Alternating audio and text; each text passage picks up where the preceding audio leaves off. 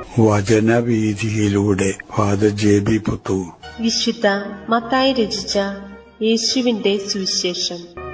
അധ്യായം 11.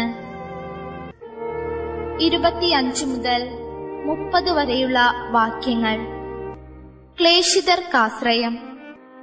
യേശു ഉദ്ഘോഷിച്ചു, സ്വർഗത്തിന്റെയും ഭൂമിയുടെയും നാഥനായ പിതാവേ, നീ ഇക്കാര്യങ്ങൾ ബുദ്ധിമാന്മാരിലും വിവേകികളിലും നിന്ന് മറച്ച് ശിശുക്കൾക്ക് വെളിപ്പെടുത്തിയതിനാൽ ഞാൻ നിന്നെ സ്തുതിക്കുന്നു. അതേ പിതാവേ, ഇപ്രകാരമായിരുന്നു നിന്റെ തിരുവുള്ളം. സർവവും എന്റെ പിതാവ് എന്നെ ഏൽപ്പിച്ചിരിക്കുന്നു.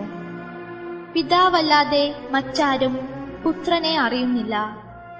പുത്രനും പുത്രൻ ആർക്കും വെളിപ്പെടുത്തി കൊടുക്കാൻ മനസ്സാകുന്നുവോ അവനുമല്ലാതെ മറ്റാരും പിതാവിനെയും അറിയുന്നില്ല. അധ്വാനിക്കുന്നവരും ഭാരം വഹിക്കുന്നവരുമായ നിങ്ങളെല്ലാവരും എന്റെ അടുക്കൽ വരുവിൻ, ഞാൻ നിങ്ങളെ ആശ്വസിപ്പിക്കാം. ഞാൻ ശാന്തശീലനും വിനീതഹൃദയനുമാകയാൽ എന്റെ നുകം വഹിക്കുകയും എന്നിൽ നിന്ന് പഠിക്കുകയും ചെയ്യുവിൻ. അപ്പോൾ നിങ്ങൾക്ക് ആശ്വാസം ലഭിക്കും.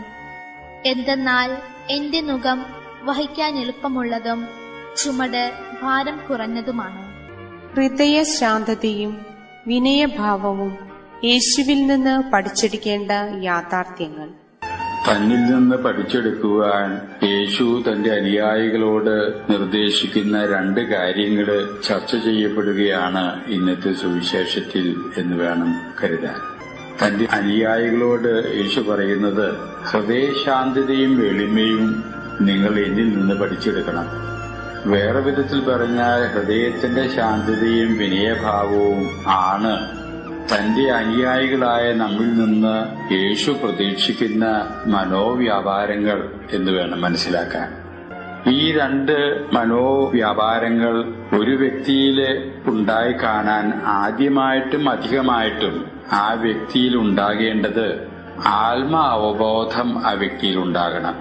താൻ ആരാണ് യഥാർത്ഥത്തിൽ, താൻ എന്താണ് തന്റെ ദൗത്യം എന്ന ആത്മ അവബോധത്തിന്റെ ആഴത്തിലെ ഹൃദയത്തിന്റെ ശാന്തതയും വിനയത്തിന്റെ ഭാവവും വ്യക്തിയിലുണ്ടാകണം ഇടവരുള്ളൂ. ആത്മ അവബോധം ഉണ്ടാകണം എന്നുണ്ടെങ്കിൽ അതൊരു ഉൾക്കാഴ്ചയാണ്. ഈ ലോകത്തിന്റെ വിജ്ഞാനികളിലും വിവേകമതികളിലും അത് കണ്ടെത്തണം എന്നില്ല. അത് കണ്ടെത്താൻ ഇടവരുന്ന വ്യക്തികളിൽ ദൈവത്തിന്റെ കൃപ പ്രവർത്തിക്കേണ്ടിയിരിക്കുന്നു എന്നുള്ളത് യേശു വ്യക്തമാക്കുകയാണ് ഇന്നത്തെ സുവിശേഷത്തിലൂടെ എന്ന് നമുക്ക് ധരിക്കാം.